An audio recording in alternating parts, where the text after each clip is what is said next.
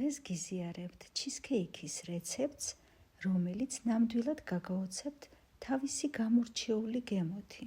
ორცხობილა დავაბლენდეროთ, გადავიტანოთ ჯამში, დავუმატოთ გამდნარი კარაქი, კარგად ავურიოთ, მოვათავსოთ პერგამენტ ჩაფენილ ფორმაში, დავტკეპნოთ ჭიქის საშუალებით და დავაყოვნოთ საყინულეში 30 წუთის განმავლობაში.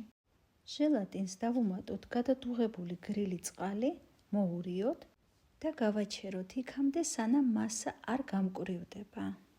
ჩიზკრემი მოვათავსოთ ჯამში, დავუმატოთ მაღალპროცენტიანი ცივი ნაღები, შაქრის ფანტელი, ვანილი და გავთქვიფოთ იქამდე, სანამ მასა კარგად არ შესქელდება.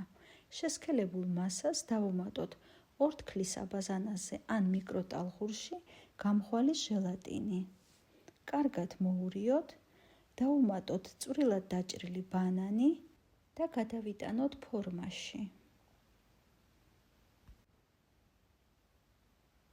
კრემი კარგად გავასწოროთ და ისევ შევდგათ 1-2 საათით მაცივარში.